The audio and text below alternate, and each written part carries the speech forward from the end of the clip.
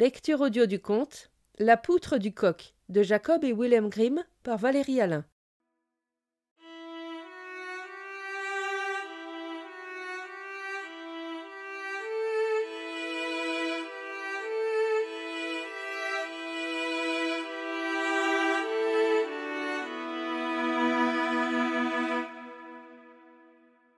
Il était une fois un magicien qui se trouvait au milieu d'une immense foule et qui accomplissait ses tours de magie.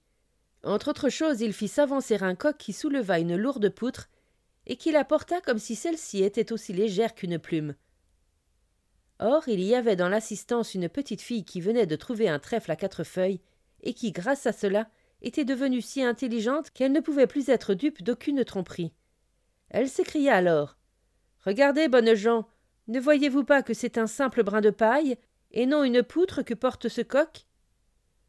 Le charme fut aussitôt rompu.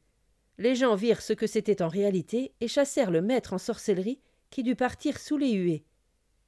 Mais celui-ci, rempli de colère, dit « Je saurais bien me venger. » Quelque temps plus tard, cette fille se maria. Elle était toute parée et marchait à travers champs, accompagnée d'un grand cortège pour rejoindre le lieu où se trouvait l'église. Tout ce monde arriva soudain au bord d'un ruisseau en forte crue, où il n'y avait ni pont ni passerelle pour passer de l'autre côté. La mariée, lestement, retroussa ses habits et s'apprêta à traverser le ruisseau à gué. Comme elle se trouvait au milieu de l'eau, un homme, c'était le magicien, se mit à crier tout près d'elle, d'un air railleur « Eh, mais où donc as-tu les yeux pour prendre cela pour de l'eau ?» Les yeux de la jeune fille se dessillèrent alors, et elle vit qu'elle se trouvait au beau milieu d'un champ de lin couvert de fleurs bleues, avec ses habits retroussés. Tous les autres le virent alors aussi, et la chassèrent en la couvrant d'injures et de railleries.